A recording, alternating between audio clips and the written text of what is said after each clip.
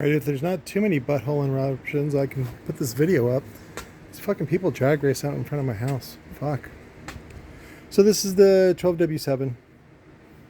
Older version.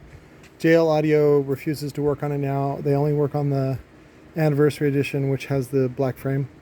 Or sometimes, like I showed you in that 10-inch, when they were clearing out inventory of the silver frames, and then they put the new yellow and black label on it. So the screw to hold it is right here, which is a T20. You can also probably use a hex in a Torx screw if you're in a jam or you don't have a Torx set. And for a long time, this used to just be double-sided tape right here. So instead, they just use foam tape both sides. And the trick to these is to cut out the spider, but don't cut this part, because you can sell this to somebody. Somebody wants this. So they want it just the way it is. That cap is actually not in bad shape. Even though it's a little scuffed here and there, it's better than nothing. And so they'll take this over nothing. So let me massage it out.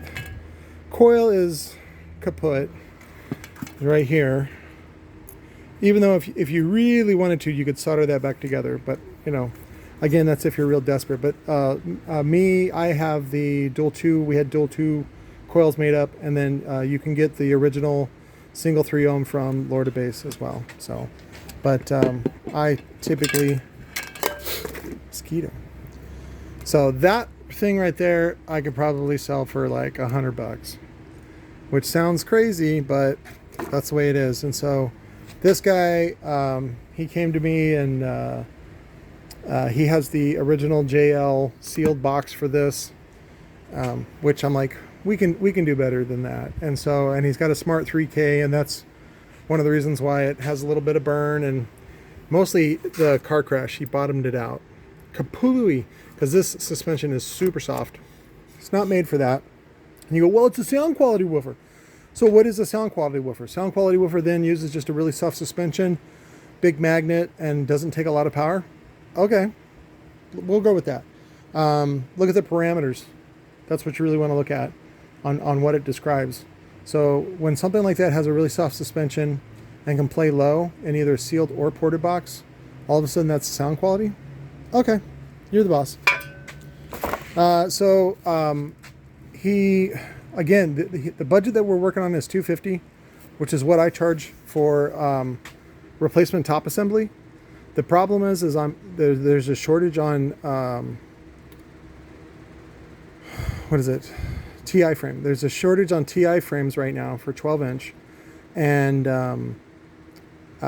what I offered him was something else. See if I could work something else out. And so I came out and I had these all ready to go, which is where we lopped off the top, and I could do a recone really. I don't want to say really quick, within like a week.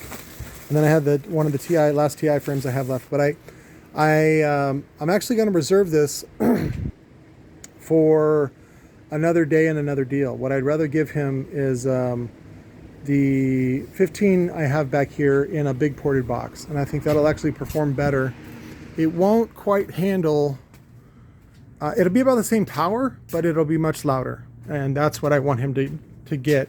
Just because your amp has 3,000 watts available doesn't mean you need 3,000 watts, okay? Been trying to explain that to you guys. Typically what I do is whatever the amp is rated for, you should have double the subwoofer, okay? So if your amp is good for 3,000, you should have a 6,000 watt subwoofer. And guess what? It'll last a really long time because there's not an easy way to stress it out, right? Because that's what usually goes. And typically most electrical systems cannot even support anywhere near 3,000 watts. So without an extra battery or two or high output alternator, and this guy doesn't do that. He's got kids, he's got a stroller in the back and all that kind of stuff. So what I'm going to do is I'm going to do this 15, which is a little ugly, for 200, and that eats up some of his budget. And then what I'm going to do is sell the parts on the JL and take his box in on trade, because I know I can sell that. And then I'm going to give him one of these guys, so which is 4.2 cubic feet at 34 hertz. So I'm just going to cut a hole out, put the 15 in, call it a day, and stay under his budget. So that's how I solve that problem. And what it does is it also helps me turn over faster. So he doesn't care about JL. He just wants bass.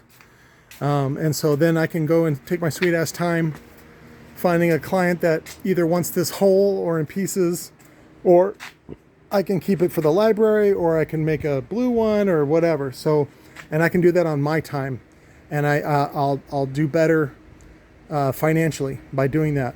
So you look good, make money, help people. That's the winning combination. So that is my treatment for the problem of getting a 12W7. Love you guys. Talk to you later.